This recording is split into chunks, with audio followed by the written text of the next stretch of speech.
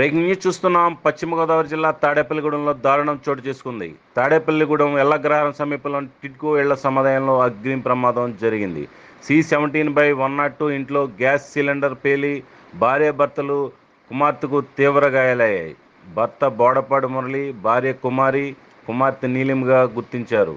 భార్యాభర్తలిద్దరికీ 70% పైగా కాలగా, కుమార్తెకు 20% శరీరం కాలినట్లుగా తెలుస్తోంది.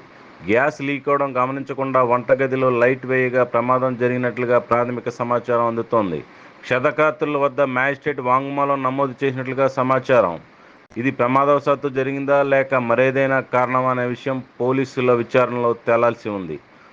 రూరల్ సిఐ రమేష్, పోలీసు సిబ్బంది సంఘటనా స్థలానికి చేరుకుని కేసు నమోదు చేసి దర్యాప్తు నిర్వహిస్తున్నారు.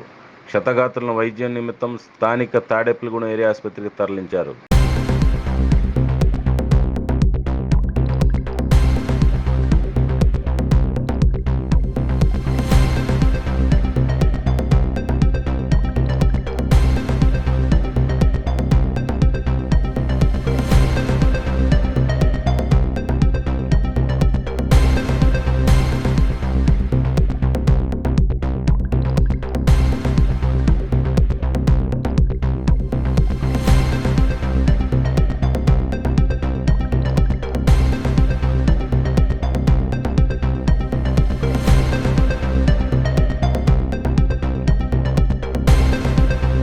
బ్రేకింగ్ న్యూస్ చూస్తున్నాం. పశ్చిమ గోదావరి జిల్లా తాడేపల్లిగూడెంలో దారుణం చోటు చేసుకుంది. తాడేపల్లిగూడెం ఎల్లగ్రహారం సమీపంలోని టిడ్కో ఇళ్ల సముదాయంలో అగ్ని ప్రమాదం జరిగింది.